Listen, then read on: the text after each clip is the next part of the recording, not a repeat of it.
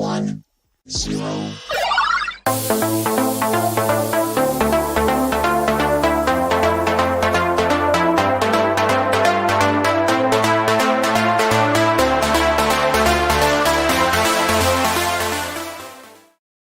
Folks, it's 7 o'clock. It's Monday, which means it's time for Monday Night Nerd. We are back after an extra long weekend because of the holiday, and we are back with a very special guest, a very special episode.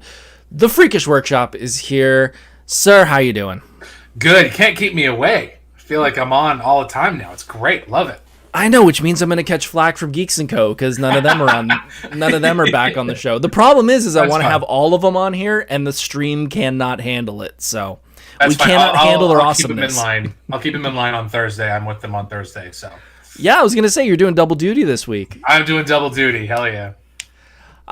So tonight we are going to be talking all about movies that do not need a remake, do not need a sequel, and do not need a reboot. And this is going to be a fun list because both of us kind of took different approaches on it. My movies are traditionally, they're all going to be movies that have one. They do not have any sequels or anything like that.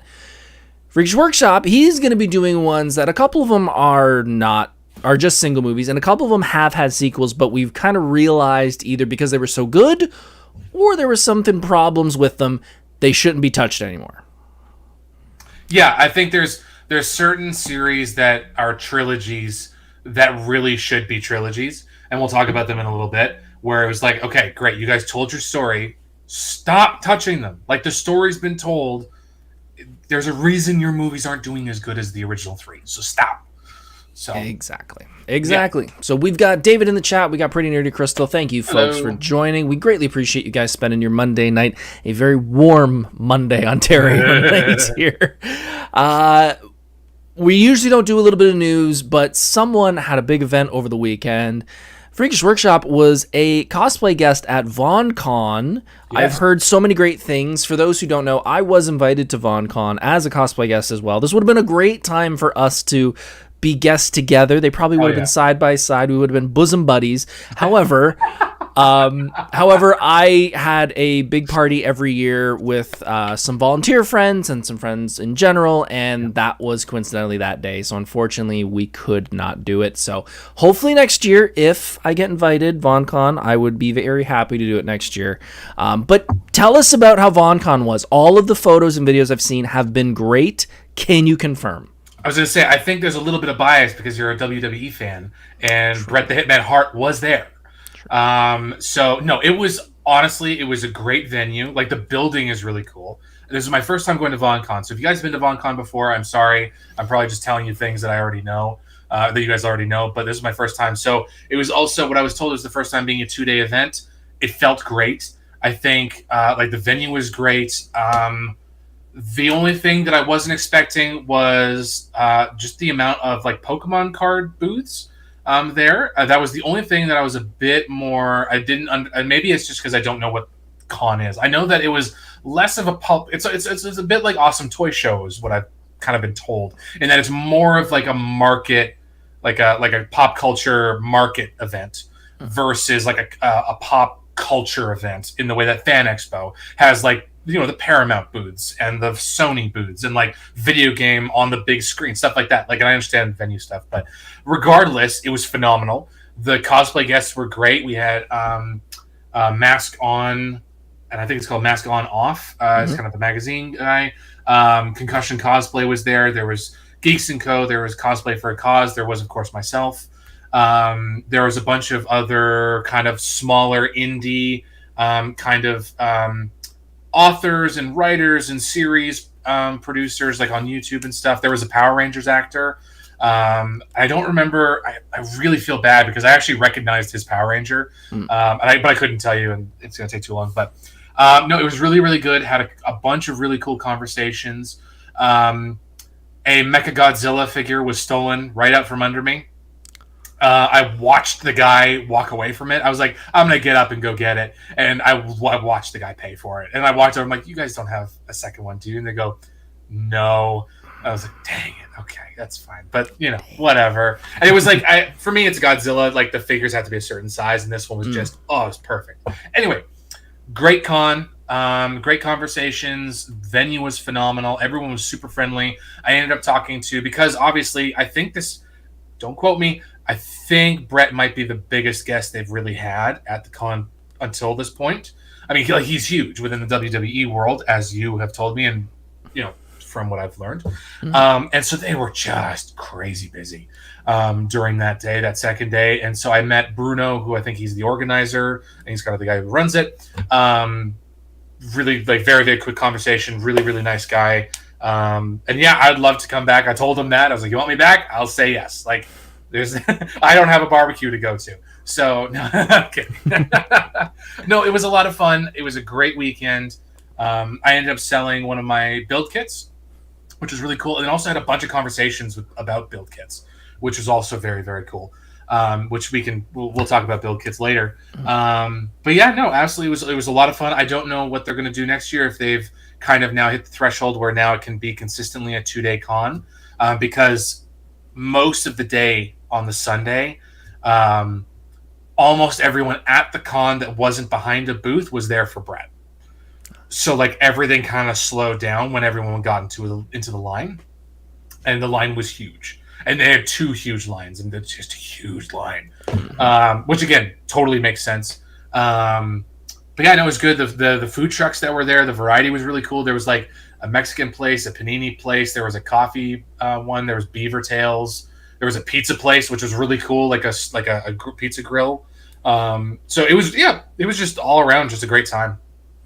Nice. Well, that is very similar to what I've seen online from people posting from photos with Brett to just walking around in cosplay, and it looks like everyone had a good time. So yeah, if they're going to do this again this next year, which it seems like it was a hit, and I don't see why they wouldn't do it again next year, honestly, I would love to stop by and see it, because I've heard nothing but good things from everybody.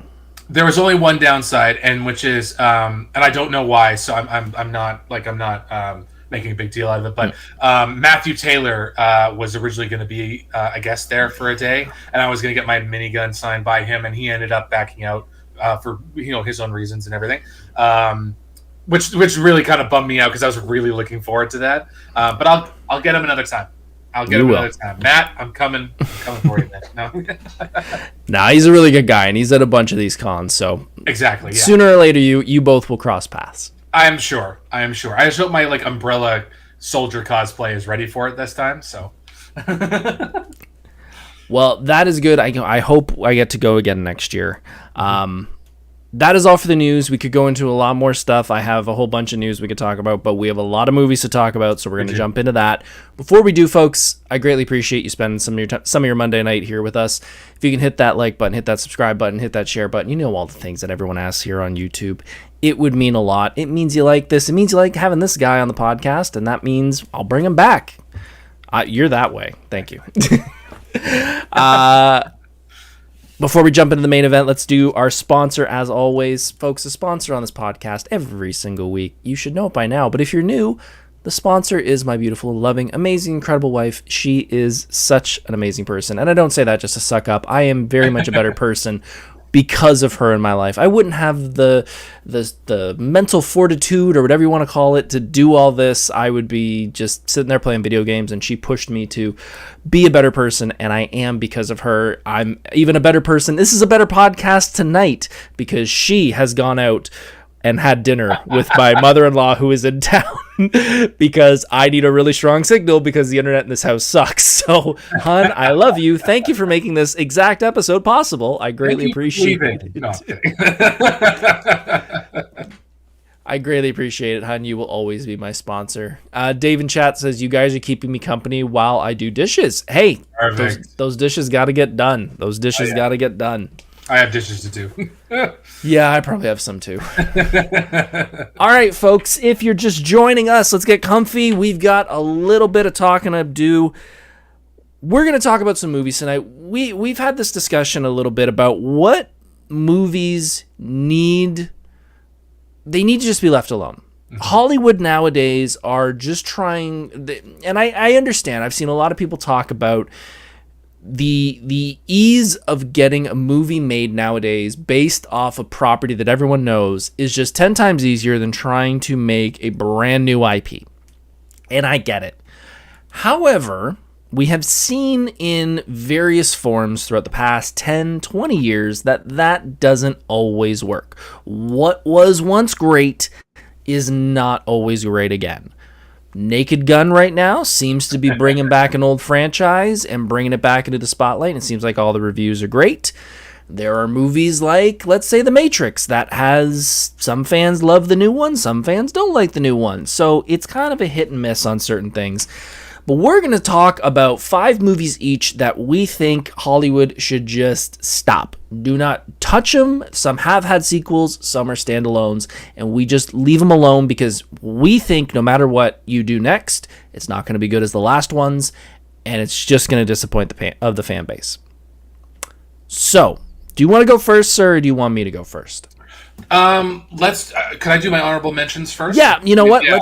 I forgot to do that. Let's do some honorable mentions first because there are hundreds of movies we could talk about, but there are. But Freakish Workshop has a couple, and I have an obvious one. Go for your honorable mentions first. Okay. So my honorable mentions are for a few reasons. So I'm going to say Saving Private Ryan, mainly, and I think this one's actually more hard to do than any of the other ones because it is based off of real events, and so it's a bit harder to do a sequel.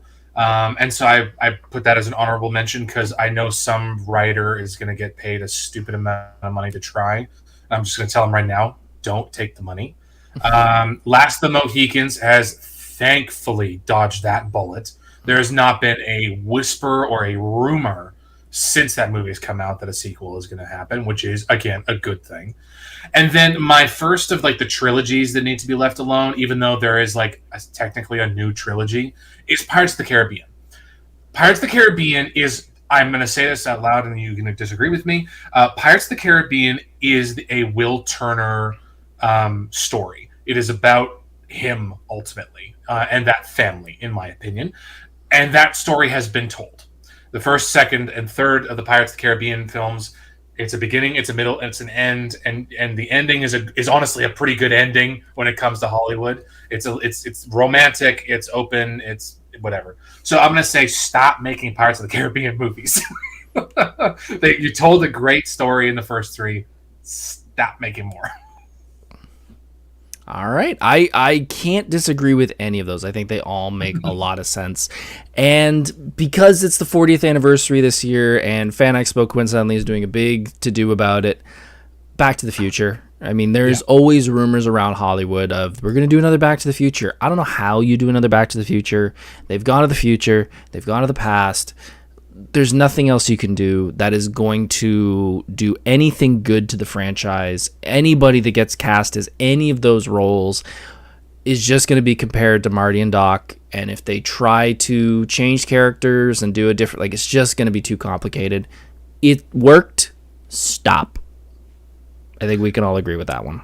Yep, absolutely. All right. First one. You or me? What do you want to do?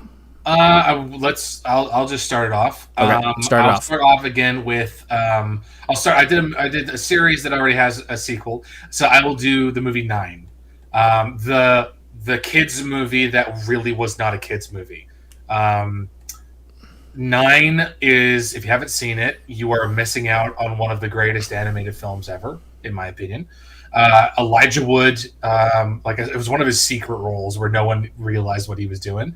It's a really cool dystopian 3D animated film. Again, one of those. It's actually technically based off of a short film. I don't think it's called 9. I think it's called something else. But that I'm thankful that there has not been any rumors for at least quite a long time of making a sequel. I hope it stays that way. Yeah, that is one of the first properties I clearly remember going to Fan Expo in 2010-ish, 11-ish, around that, when it was about to debut. And I remember seeing posters for it everywhere and going, I don't know a thing about this property, but the look of those characters has me interested. And I want to know more. Yeah, I remember thinking, I think this was around the time that Little Big Planet, if you remember that from PlayStation, was around. So like the whole like Sackboy hacky sack thing was kind of in full swing, but this was like almost like a Games Workshop, like grim dark version of it. I went to go see it for a birthday party with like 12-year-olds, and me and my dad walked out there and went, "That was not for 12-year-olds." Or I don't remember the age, but it was one of those like, that was the wrong age to take these kids to go see this movie. Yeah, that was a lot darker than I was expecting. It's got body horror. It's got scares. It's got like ethical dilemma. It's a crazy awesome movie. But they like tricked it on the marketing. Oh yeah, they put all the nice and fluffy stuff up front, and you're like, wait, it's old Disney. It's the old animated '90s Disney of like, everything's perfectly fine. Bambi's mom dies.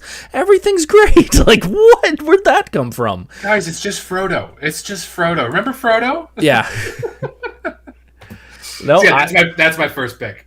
I like that one. That's a clear, like, I agree. I think if they tried that again, they would probably do what everyone wants to do now, where they would make it as child friendly as possible, which would just rip everything out of it. That it would be a very nerfed version of the original.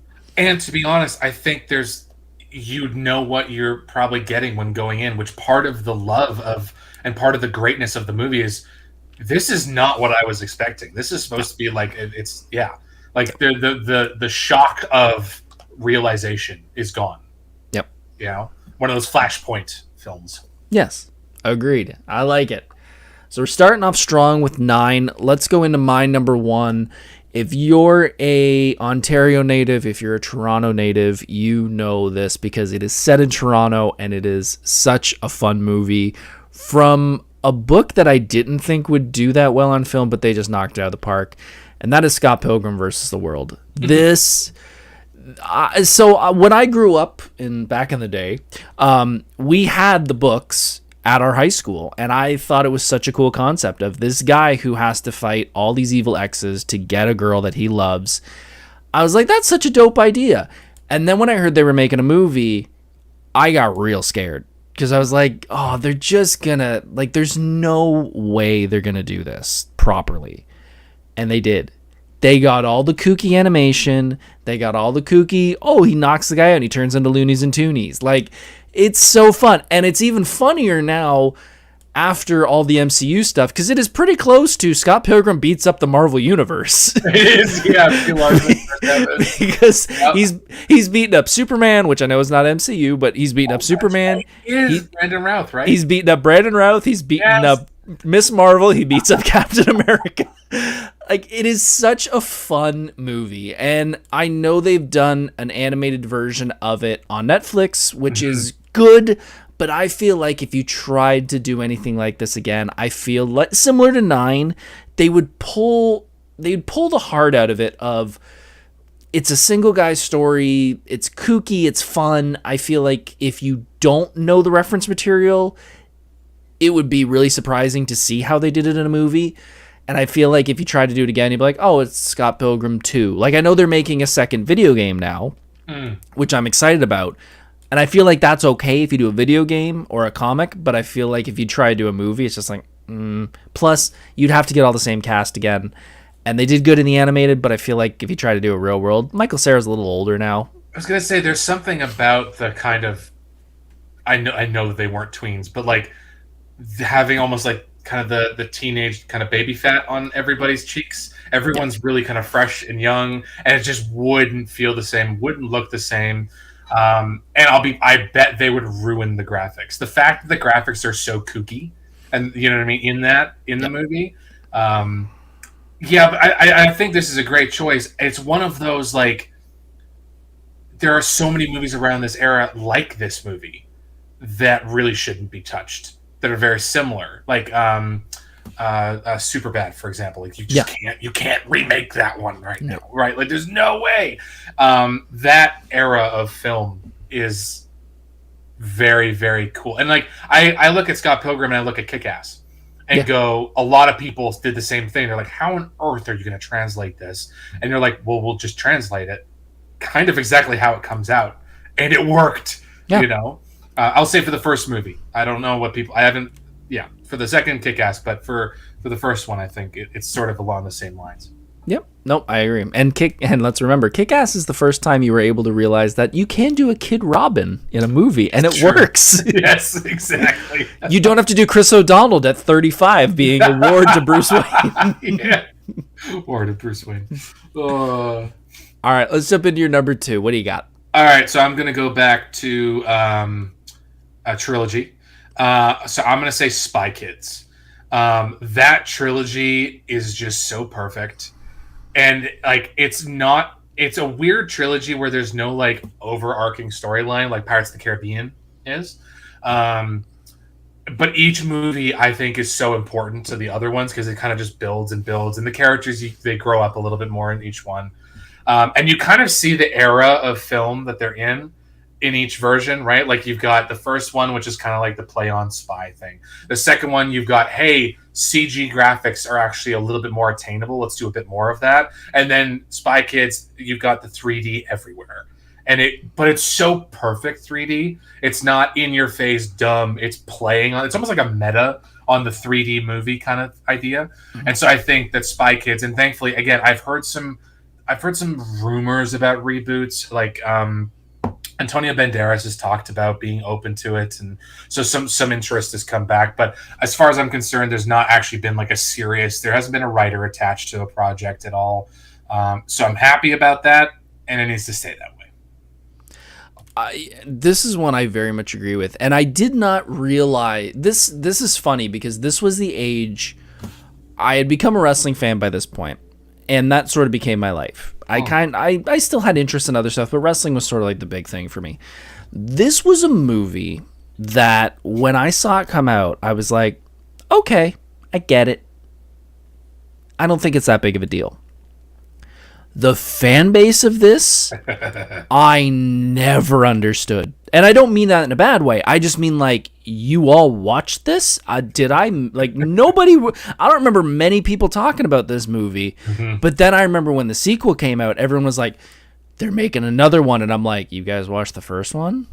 And they're like, yeah, we watched the first one. We loved it.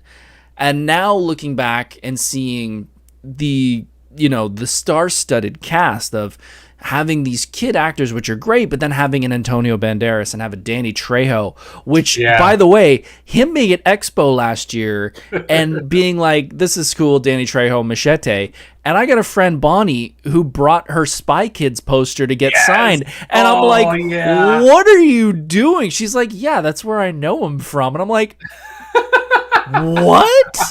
And she's like, yeah, it's from Spy Kids. I'm like, I missed the boat on this so far. But yeah, I agree. I did not think this would be a big one, but and I've seen them since. Yeah. And now that I see them and actually sat back and watched, I'm like, okay.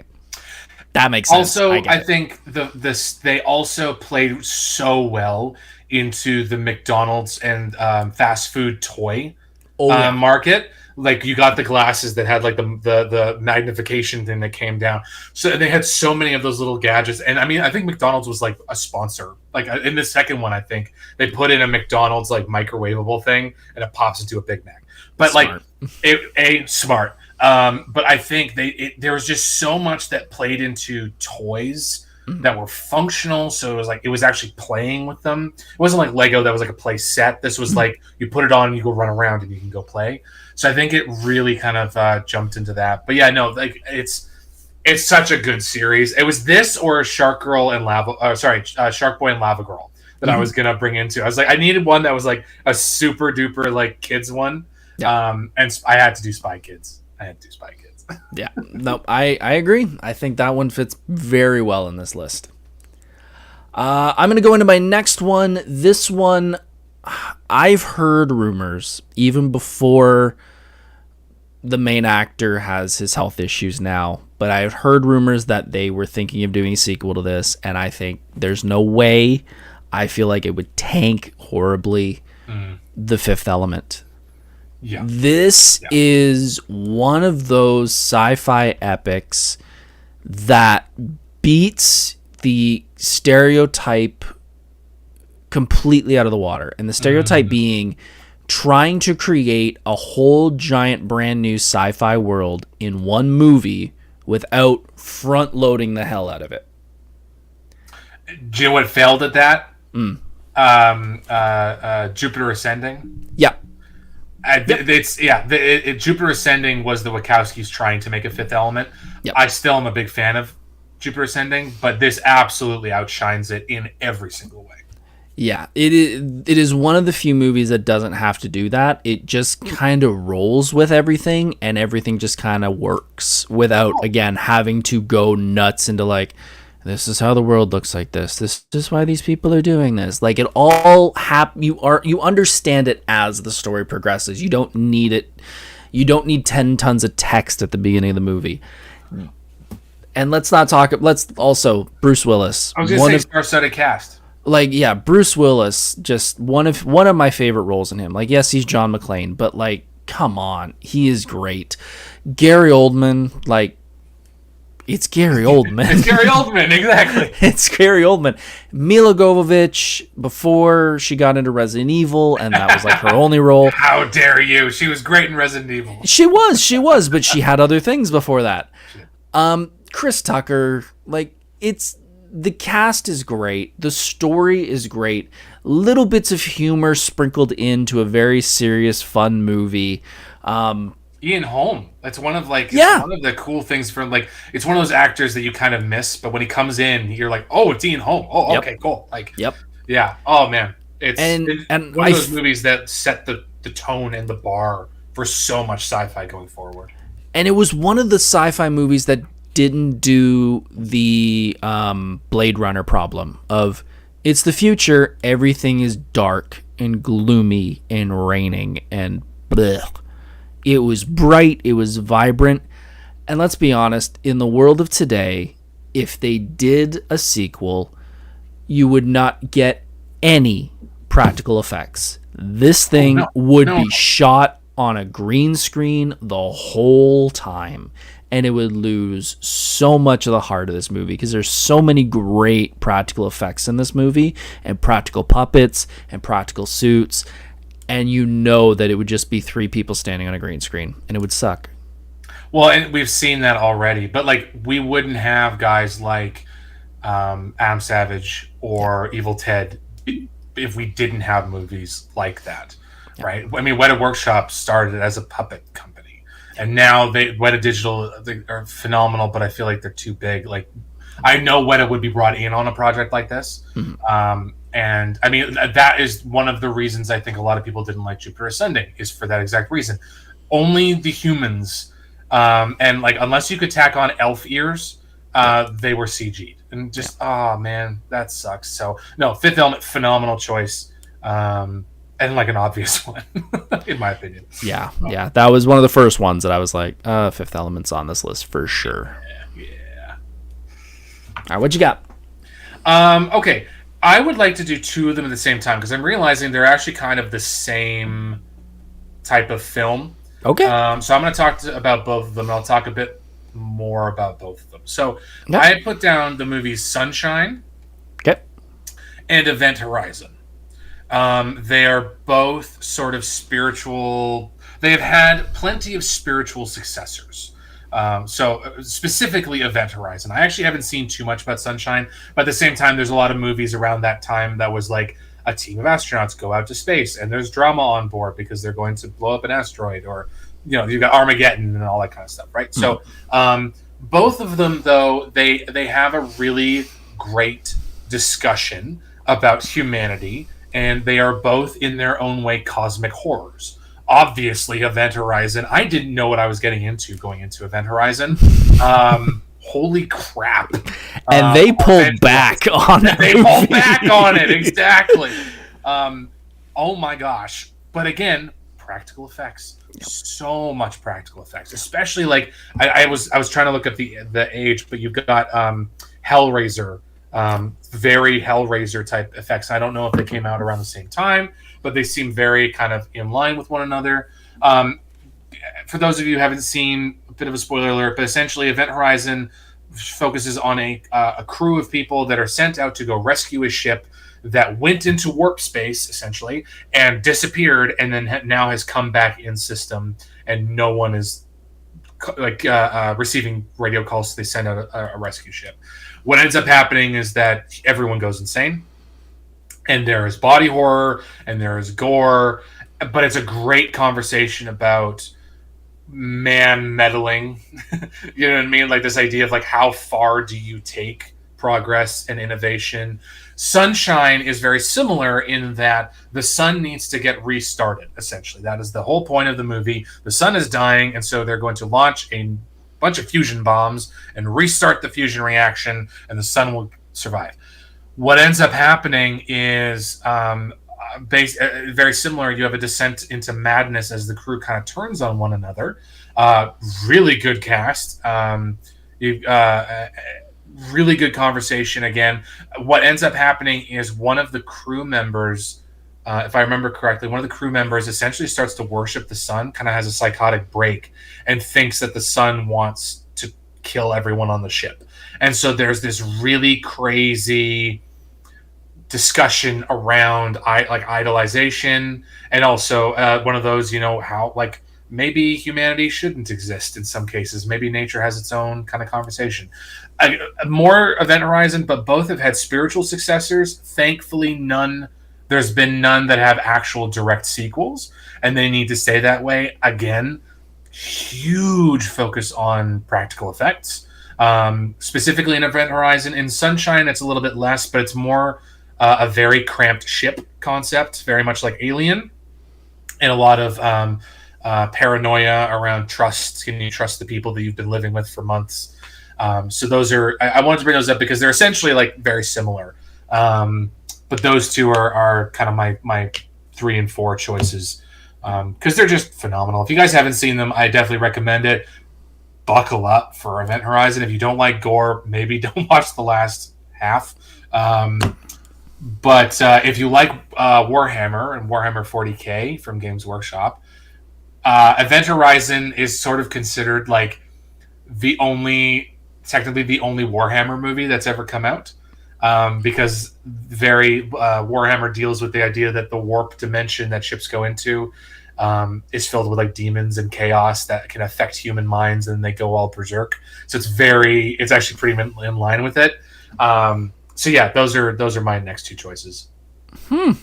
Yeah. So I've not seen Sunshine, but I could see the similarities when you talk about the how they both kind of fit that same mold of going crazy away from on a spaceship. Event Horizon, that's a tough one, especially today. But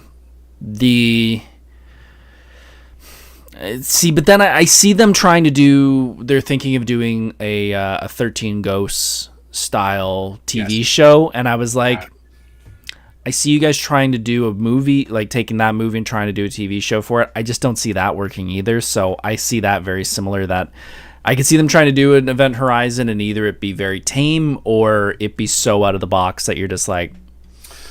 Well, and even with the new Hellraiser movie, they did a lot of CG. They did a good amount of practical effects, but there was a good amount of CG in there.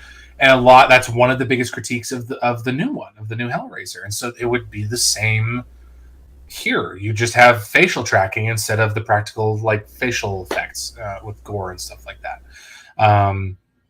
which again would kind of deter people. Also, you just wouldn't have the cast, right? Like you've got for example, Sunshine has Cillian Murphy, Rosa Byrne, Chris Evans, Michelle Yeoh, Hiroyuki Sanada, Benedict Wong, Mark Strong. Like, oh my! And not a lot of people have seen Sunshine. I'm like, what are you talking about? It's got a great cast.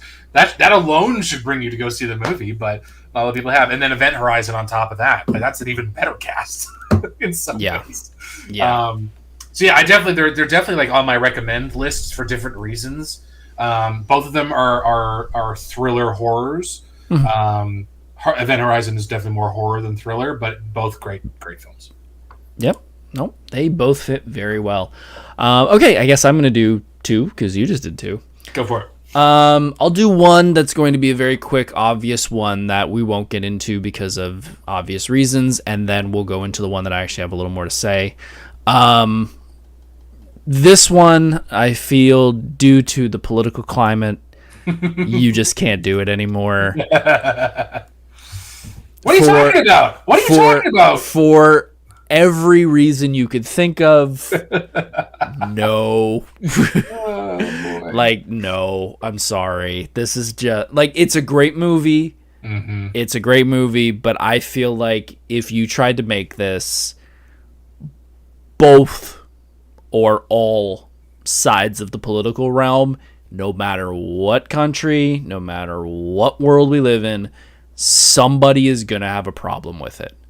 Well, not just that. You're going to have, if you've got someone from either party making it, they're just going to change the point to target the other person. FIFA for Dead it's just everyone. Yeah. Right? Like it's anyone and everyone. No, this is a phenomenal choice. However, I would put down a lot of money that a reboot or a show is going to happen. I sadly think it is going to happen, but yeah, I feel like no matter who takes it, even if they do an exact remake, like shot for shot, like Gus Van Sant Psycho, it's a shot for shot. It's going to get so much flack and so much ridicule for it. Yeah. It's just not worth it. So. Nope. But it's a Miller title, right? Like George Miller. Yeah. Yeah. And so he's got a big name now attached to it, thanks to largely Zack Snyder. But even then, I wouldn't even trust Zack Snyder to do it. Yeah. Honestly, no. like he's the only one that could do it visually, I think, in the new world, bring that kind of pop to it. But even then, I don't think he would do the story justice. And then, oh boy, you've got Hugo Weaving and Natalie Portman. Try and find a replacement in the new generation of actors. You're not going to find it. Yeah. No, great choice. And Game Freaks just brought up what about the Matrix. We did talk about that quickly at the beginning. Do you want to give your 2 cents on the Matrix quickly before we move on to the next one? Absolutely. I disagree with most people in that I think the trilogy was necessary for the Matrix. The fourth movie, I don't think it exists. Everything I've seen is just bad, and I disagree with a lot of the stuff that they kind of bring up and change. Most of the great action sequences from the Matrix happen in the second one. Most of the greatest performances happen in the first one, and the greatest soundtrack, arguably, to ever exist comes from the third one. And so there's just too many good things about all three of the trilogy to not consider it as a trilogy, in my opinion. But again, you told your story. Neo had his beginning, middle, and end, and the message was sent. We got it. You know, it set the tone going forward. You really can't make it because you're telling me 2008 was peak humanity. That's what you're telling me. Like that was the utopia that the robots and humanity thought would exist. It just doesn't work anymore. So you'd have to change too much of it, in my opinion. Yeah, I kind of agree. Yeah, the first Matrix is the first movie I ever got on DVD, and I love that movie. Second one, I agree. I feel it's a weaker movie than the first one, but the action scenes do help a lot. Yeah. The third one's not bad, but you can see the decline. I have not seen the new one. I really have no interest in seeing the new one. I started watching it a couple months ago, and I was just like, I know I got to be in the right headspace to watch this, and I'm just not in it, so I didn't continue it. But maybe one day I will watch it, but yeah, I just feel like that's got to be...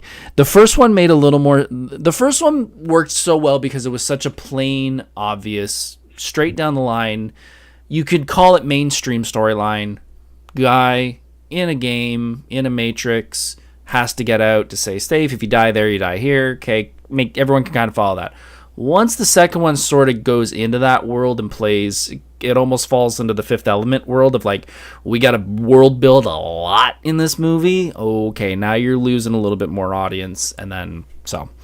But I agree. I think the first three are good. I think the fourth one, from what I've heard, is kind of that a little too in love with itself is what I've heard. Which is unfortunate because I love a lot of the actors that are in it. Like Yeah. there's a lot of great actors. I won't say performances, actors in there that seeing them together for the first time would be really cool to see. I also look at the trilogy and go, you did so much for the film, like for film in general. The green screen work, CG work, miniature work, slow motion, bullet. Like we have the term like bullet time because of the Matrix, and so like in a sense, I know they've done slow motion stuff before, but like this is what made it good. This is they like developed it and everything, and so I think that you just need to stop touching it. But the Wachowskis are one of those. It's like the same director. Like I'll say Ridley Scott is one of them. Spielberg at this point is one of them. They have such big names that no one says no to them anymore. We need to start saying no to a few of those directors for like 5 years and let them come back and try and make a good movie again. Yep. No, I agree. And funny enough, we're gonna bring up Steven Spielberg in my next choice. Roger Rabbit, and I know this is not the English poster; it was the only one that fit. This movie in the day blew everyone's mind. The idea of doing a perfect combination of practical CGI with animation and live action, and they work flawlessly together, is just something you couldn't do today. I feel like if they tried to do this again, it would be very similar. I feel it'd be very similar to what they did with Space Jam 2. I was going to bring up Space Jam. I love Space Jam 1, and to be fair, I don't mind Space Jam 2. I wasn't terrible, but it just felt so... It's got to be more tech. It's got to be more digital. And it's like, no, it doesn't need to be that. I feel like if they tried to do it now, it'd be, running around with the Toy Story guys and stuff. And it's just, it doesn't work the same. And also this is one of the few movies that Disney and Warner Brothers played nice for once. And there is a Mickey Mouse and Bugs Bunny in the same frame. The dark side of this, like, they murder a toon in this. He dunks a shoe in toxic waste. Like, that's a dark thing for a kid. And yeah, the real characters playing this so well. Like, I like Bob Hoskins is a great actor. He's unfortunately no longer with us. You could replace Bob Hoskins, but I feel like you have to be a person that plays it a certain way.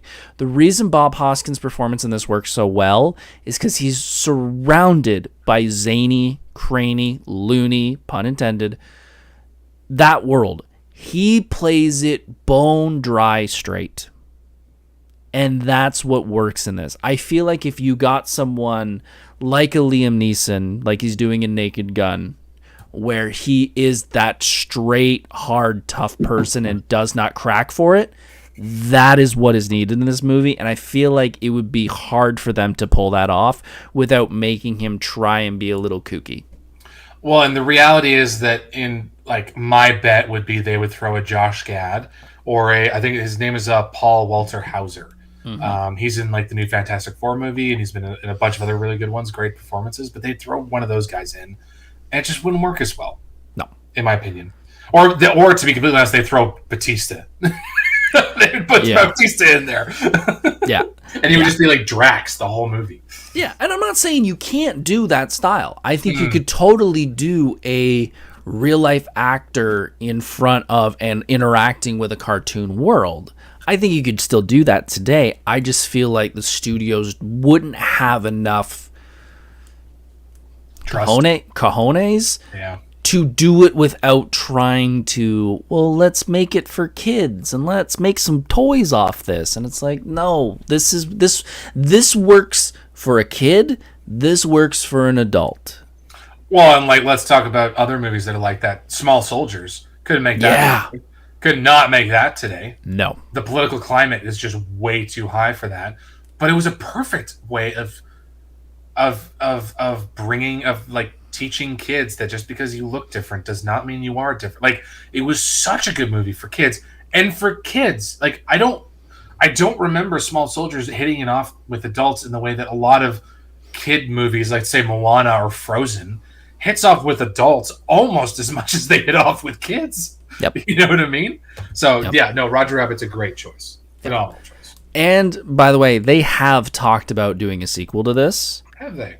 They have recently, like in the past couple years, and I can't remember who was involved. I want to say one of the Warner Brothers brass was like, we want to do this. We want to do a sequel. We want to do a faithful one. But we've talked to higher ups. We want to go nowhere near Jessica.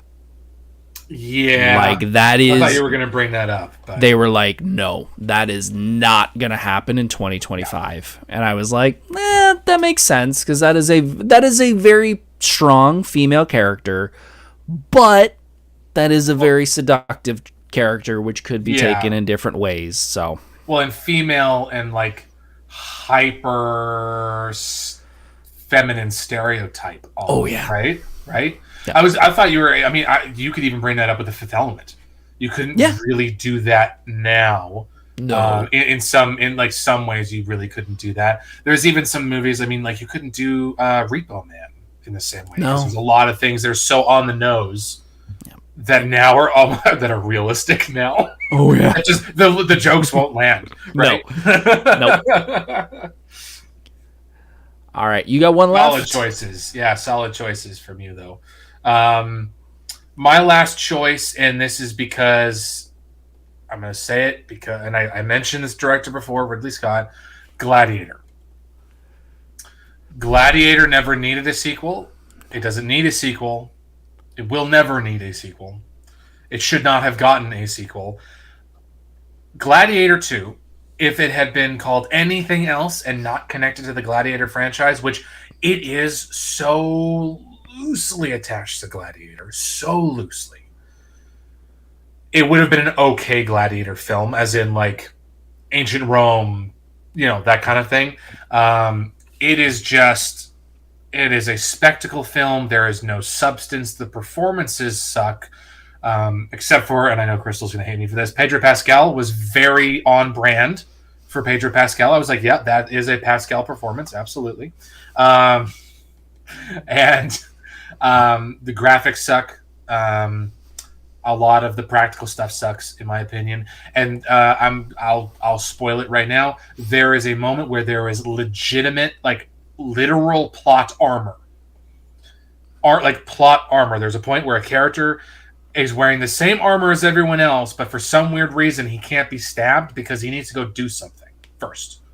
But everyone else, like, arrows are going into this body armor before, and like he bumps into a wall and it like splits up. Like, it's just not bad, and it didn't need it. Like, it's one of those, again, Ridley Scott has so much weight that he can just go, I'm gonna make a movie, and everyone goes, yes sir, and no one goes, maybe try something else, or like make it, in the Gladiator world, the cinematic Gladiator universe. Do something like that. Tell a different story. You don't need to make a direct sequel, and it is a direct sequel. So yeah, that's my last choice, just because I wanted to end angry. No. Now I will be completely honest. I've never seen Gladiator. Tisk tisk. Spoiler: does he survive at the end? No. Okay, that's what I thought. And I thought it was a Braveheart situation where he doesn't make it. It's a Braveheart situation. So when I saw the sequel come up, I'm like, Ghost? Gladiator? Like, what do we do? Is this but then they're like, no, it's the same time period. I'm like, so it's not a prequel. No. What are you doing? Yeah. And then I saw all the people in it and all the, Denzel Washington and stuff. And I'm like, okay, what the hell does this? I haven't even seen the movie. What the hell does this have to do with anything? Well, then you got Denzel Washington, one of his worst performances ever. Like, yeah, there's not a single good performance in the movie. I'm not kidding. Not a single good performance. Which is very similar to what I've seen from a lot of people. But then I love seeing Denzel on the press circuit because it was all over TikTok. And he's just like, I brought a lot to this performance. And I'm like, I have no doubt you sure? did. I have no doubt that you put a lot into this performance. I just don't know if it was really needed. Yeah. It's so funny because there's so much that like, because the first one is actually really grounded and gritty and like realistic, which is what lends itself. Like it's one of the great of the last Sword and Sandal films. He went spectacle with this one, which I get because as the Colosseum goes on, you get more spectacle. But like ironically, I had a conversation with my dad where in the trailer, I'm not sure if you've seen the trailer for the second one, but they fill the Colosseum with water and they're doing naval battles. And then they show a rhinoceros, some gladiator riding a rhinoceros. And my dad goes, that's so unrealistic. They would never do naval battles. That doesn't work. And I go, ironically, we have evidence and we know that they actually filled the Colosseum with water. Ironically, the rhino is the most unrealistic part of that because there's no evidence they ever brought a rhino. First off, no one rode a rhino. Second of all, we have no evidence that they ever had rhinos in the Colosseum. Lions, tigers, elephants, yes. Monkeys, yes. Rhinos, no. That's the crazy part of the film. Yeah. Which is hilarious. Yeah. So, yeah. No, do not pretend that Gladiator 2 doesn't exist. It does not exist. I think all the fans have done that as well. I think so too. Yeah, that one's shocking. But I'm glad you ended with that one because I knew the passion was going to come from that one. It really I could talk all day about Gladiator, but they tie in real world events and real world characters into the story really, really well in the first one. And the second one, they're like, well, we need to do that with this one. Let's just like shoehorn in really badly this one event. And these characters that we actually don't know how they acted versus we knew how Commodus acted from the first one. We know we've got enough third source material from people from the time or who lived around them. So, it's just... Nah. Well, hopefully they learned their lesson after the second one. I don't think Ridley Scott did, but, let's hope. God damn it. All right. We are less than 10 minutes away from the ending. We're going to do one more, and then we have to talk a little bit about something the Freakish Workshop is working on. But before we get to that, my final choice is one that if you are a sci-fi fan from the 90s, if you are anyone who has ever been to Comic-Con, you should know how good this movie is. Galaxy Quest. Now, I did not understand that there are kids out there, and I know that kids don't watch a lot of old movies, but there are people who don't know what this movie is. And that shocks me because I can almost quote this movie. For those who don't know, Galaxy Quest is about a Star Trek style TV show who was starring the cast that you can see in front of me, Tim Allen, Sigourney Weaver, and Alan Rickman, as well as others. And they end up going to a Comic-Con to sign autographs. Tim Allen is super stuck up and believes he's, the greatest person walking. Not parodying somebody who was ever in a sci-fi TV show who I've worked with at a con. And then they get abducted by aliens from another world who watched the Galaxy Quest TV show that they starred in and thought that that was a documentary and built their entire world and spaceships and everything based off the TV show. They are getting attacked by another alien race and want the people from the show, believing they are actual space cadets and space people, to help them fight this threat. And the fish out of water fun that happens of them not trying to admit that they're just actors is amazing. It is not... You could have done this movie and played it so poking fun at, obviously, Star Trek, and just needle poking it to death. But the amount of heart in this movie is scary. I'm not joking. There is a moment in this movie that will probably make you cry. And I mean cry. I don't mean like a little bit. I mean like, holy shit, that hurts. Mm-hmm. It is such a fun movie. The amount of character growth in it is so much fun.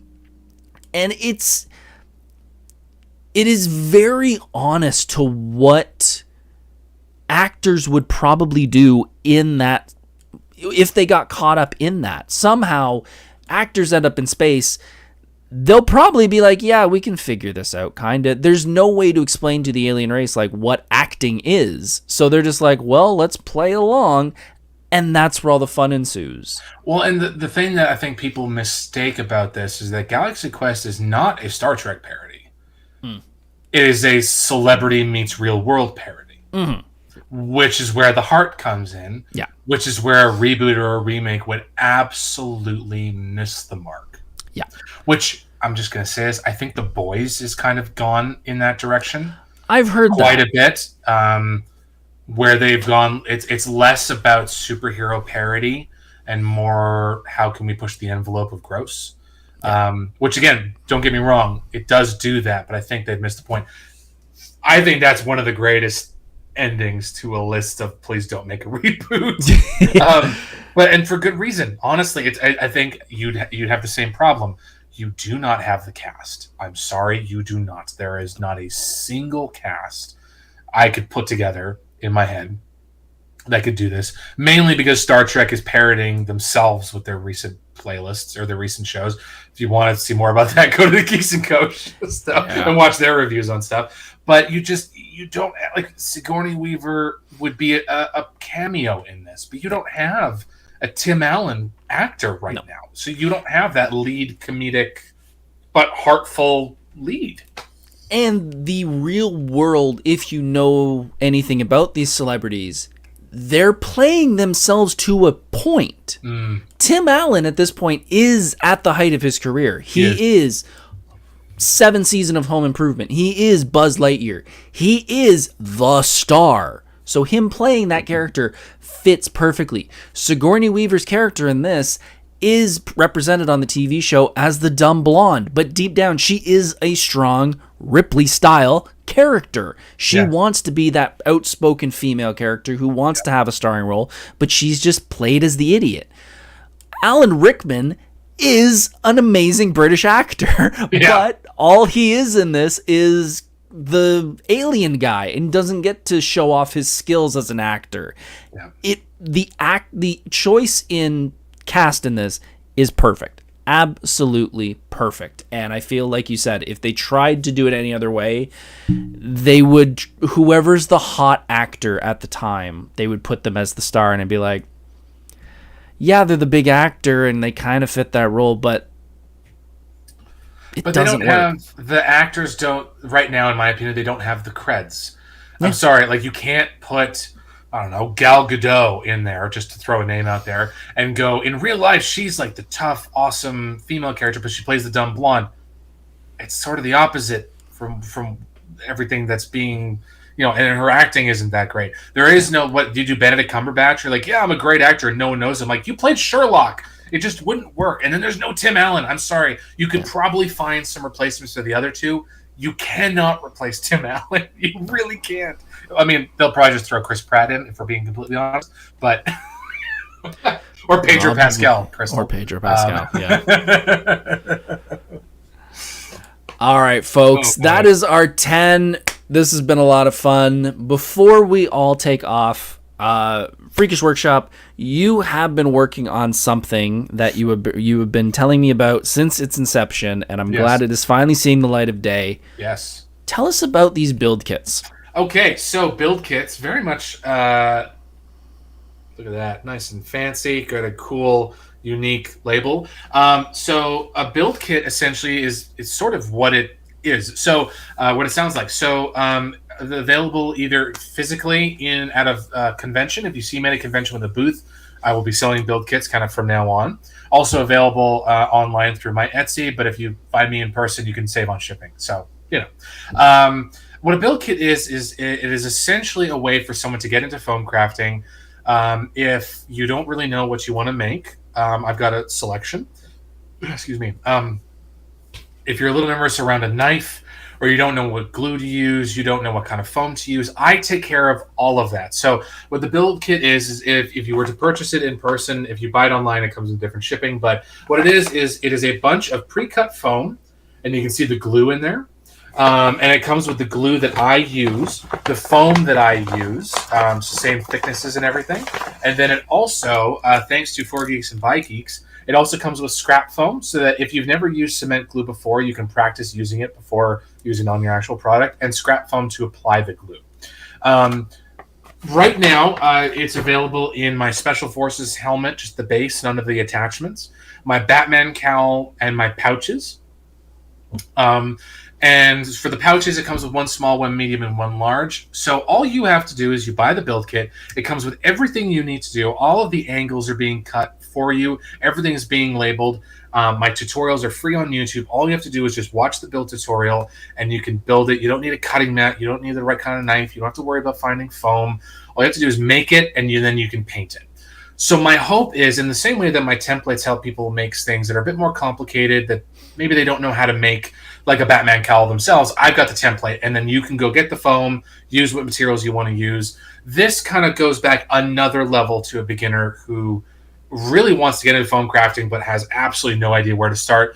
But I can launch you, hopefully, into something that's really, really cool. So that, like I said, so I have those three things currently. So Special Forces helmet, my Batman cowl, and the pouches. I will be coming out with a bunch of other ones. My Green Goblin is in the list, so my Green Goblin helmet will be a build kit. My superhero gauntlets, shoulder guards, which are coming out soon as a template as well, the neck guard. So a bunch of really basic foundational pieces will also be in there. So that way you can get to building and you can get to making your costume faster. This idea is not mine. This is my wife's idea. I am simply executing her will. We were talking one day about how we could kind of expand my catalog of things that I offer. And she brought up the build kits, this idea of what have you sold these pre-cut foam and all that kind of stuff. So it's very similar to when you go into a craft store, say Joann's or Michael's, and you find those knitting kits that come with the crochet hooks. They have all of the yarn that you need, and you get to make a little like Yoda or something. You just follow these instructions. It's very similar to that, but it's for foam crafting. I'm very, very excited about these. I've talked to a bunch of people, and there's a lot of excitement around them, which is really, really cool. They're just kind of starting to take off now. I sold one at VonCon. I sold a Batman cowl one, which was really, really cool to see.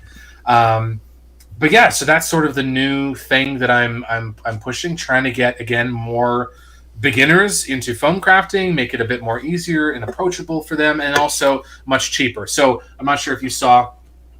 So it's only $25. Same thing for my Batman cowl, it's $25. If you do it on Etsy or online, you do have to pay for shipping, of course, which is why if I'm coming to a con near you, or you want me to come to a con near you, talk to the organizers and get them for me to come. Or you can just come and pick up a build kit from my end. And yes, I have talked your ear off on this, and so I do appreciate it. But yeah, I think it's a really cool product. I think there's a need for it in that I haven't seen anything else like it, and I think a lot of beginners would. I've talked to people who have gone, "Oh, if you had done a build kit for this, I would have purchased the build kit," which is really, really cool. So I'm hoping to expand this into more and more products. Hopefully, get a little bit more feedback on what people want more of or want to see, and then as I make more templates, which I've got a bunch of new templates planned, I'll also be doing build kits for them as well. They're going to kind of go hand in hand now, which is really, really cool. So, yeah, that's kind of what's been going on the Freakish Workshop side of things. Yeah, no, ever since you started with this, I think it's a great idea, especially since I posted a video on my Instagram, I think about a week or two ago, and it was somebody going through a pattern for the first time and then freaking out. And I had so many people comment who are like, I don't understand foam patterns. And they're usually seamsters and seamstresses who are like, oh, I just do sewing. And they're just like, I don't understand foam. I don't understand foam. It just doesn't make sense. And a bunch of them, I just said, talk to at Freakish Workshop. And he's got these things that are going to make things a lot easier. Because, yeah, it's such a smart idea. Because even I've done videos on my YouTube channel of these are the things that you're going to need. You're going to need a cutting mat. You're going to need a knife. You're going to need a glue. You're going to need, and then I'm thinking like, man, even just that, it's like, that's a $50, $60 investment. If you're not really into it after that, and you'd rather do 3D printing, you'd rather do something else, it's like, well, that all stuff's kind of worthless. This, $25, you get everything. No knives. You don't need to touch knives or scissors. Yeah. So if you're nervous about knives, or let's say you want something that you want to make with your kid, for example, it's a great way of doing it. You don't have to use a cement glue. You could use super glue or hot glue. I'm just giving you the foam pieces. It's a great activity. And again, the video's online. It's just a tutorial. I do suggest you watch the tutorial first, just to get familiar with the pieces and where they're going to be. It's been really, really cool. And yeah, I bounced some ideas off of you on what to expect for that. And it's been really, really cool hearing the feedback. And even people who don't purchase the build kit still telling me, like at VonCon, I had a bunch of conversations about them. And even they were like, I'm not into cosplay, but that's a really cool idea. Like they're not into costume stuff, but that's really, really cool. Which has been a blessing. It's been phenomenal to hear that feedback and everything. So, anytime I'm going to be at a con with a booth, which right now the next one is going to be St. John in New Brunswick, which is very exciting. They've invited me out there, so I'll be going out there at the end of September. So if you're in Eastern Canada and you're going to AC4, I think it's called A4C. At the end of September, I'll be there and I'll have the build kits. And then after that, I think there's a couple of conventions that I've applied for, and I don't know if I'll hear back from. But if I'm going to be there, I'm going to have build kits. So come say hi. At least take a look at them, and maybe you know someone. They're great as gifts. So again, this is the baggie you get in person. If you order them online, it's a much more kind of like a condensed kind of a plastic package. So it's a bit easier to give as a gift, for example. But these are great as gifts. They're a low price point. Again, this is aimed at newcomers or people who just want to experiment. It's sort of, so that's my pitch. I think it's a great thing. I think it's a great idea to get some people in that, like I said, just they're either too scared or it's not up their alley right now, and they're like, I don't want to spend all this money to get a whole bunch of stuff, this big roll of foam that I'm going to cut a little piece off and be like, this isn't for me. So I think this is a great idea. And if any of you want to pick up a build kit, or you want to know what conventions Freakish Workshop is going to be in, all of his stuff is down below in the description. He's got his Instagram. He's got his own YouTube channel with a whole bunch of videos. He's got an Etsy, and he's got a Patreon that you can check out as well, because this man is going to be very busy in the next couple months, because the old Halloween is coming up, which means he is going to be busy building things. He builds custom things like Venom gloves and such. Right behind you. One of these guys. You go. He builds those. You may have seen other cosplayers in the area wearing those. I believe Rob the Bad Guy had a Carnage one over the weekend for his VonCon appearance. He makes all those, so if you're looking for anything like that for your cosplay, check him out. He's got a whole bunch of cool stuff. You're even on my YouTube. You've got a intro to conventions in my So You Want to Be a Cosplayer series. So you can find both of our faces on my YouTube and his YouTube. This has been a lot of fun, man. I'm greatly thankful that you could come on here, and I hope we have you back on here soon. When it comes to conventions, we are ticking away to Fan Expo 2025 in a couple weeks. We will both be there. Yes. I will be walking around with a big flaming skull one day. I'll be walking around throwing some cards on another day. This guy is going to be way up there. I'm going to be 7 feet tall, and my feet and Achilles tendon are going to be so sore. I will be wearing Rhino. This will be my premiere. I was trying to think of the word. My premiere showcase, arrival. I don't know, whatever. It'll be the first time I'm wearing Rhino. That'll be at Fan Expo. I will be there on the Saturday, probably earlier in the day. And probably in the South Building is what I'm being told is probably the building to be at. So pay attention to my socials. I'll be announcing that a little bit closer to the event. But yes, I am officially. I've been in con crunch mode for the last month. So haven't we all? After this, I'm gonna go do a few dishes, and then I'm gonna go work on Rhino. So yeah. Fair enough, sir. Well, again, thank you very much for tuning in, folks. Thank you very much, Freakish Workshop, for being on here. If you like the show, hit that like button, hit that subscribe button, all those things down below. I'll be back next week. What are we talking about next week before Fan Expo? We're going to be talking about Comic-Con etiquette. The do's and don'ts of Comic-Con. There are a lot of new faces in the cosplay world. There are a lot of new faces going to Comic-Con. I don't know how you guys haven't heard about it in the last decade, but I'm glad you're here. We are going to talk all about what you can do when you want to meet your favorite cosplayers or just anyone walking around, and you can be ready for Fan Expo, which again is ticking away very soon.